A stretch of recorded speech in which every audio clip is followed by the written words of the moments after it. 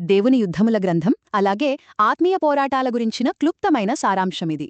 మన జీవితంలో ఎదురయ్యే సవాళ్లను కేవలం మన సొంత శక్తితో కాకుండా మన పక్షాన నిలబడి అద్భుతంగా పోరాడే దేవుని మీద ఎలా ఆధారపడాలో ఈ సందేశం మీకు స్పష్టంగా వివరిస్తుంది. మొదటిది, మానవులకు మరియు సాతానుకు మధ్య జరుగుతున్న ఆత్మీయ యుద్ధంలో అంతిమ విజయం ఖచ్చితంగా మన దేవునిదే.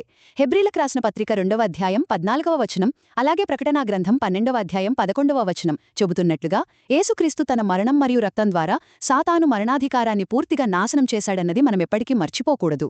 రెండవది, మనకు కష్టాలు లేదా అనారోగ్యాలు వచ్చినప్పుడు కేవలం మనుషుల సహాయం మీదో లేదా మన సొంత తెలివి మీదో ఆధారపడకూడదు. బైబిల్లో రాజైన హిజ్కియా చేసినట్లుగా మన సమస్యలన్నింటినీ దేవుని సన్నిధిలో ప్రార్థనలో పెడితే దేవుడే స్వయంగా తన దూతలను పంపి మన పక్షంగా యుద్ధం చేసి మరీ మనల్ని రక్షిస్తాడు.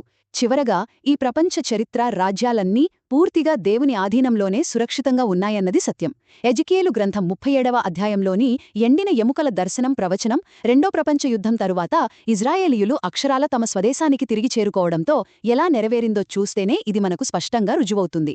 కాబట్టి మీ ప్రతి పోరాటాన్ని మీ సొంత బలంతో కాకుండా సృష్టికర్తయైన దేవునికి అప్పగించి అద్భుతమైన విజయాన్ని సొంతం చేసుకోండి. అలాగే మరింత ఆత్మీయ కంటెంట్ కోసం మా ఛానల్ని ఫాలో అవ్వండి.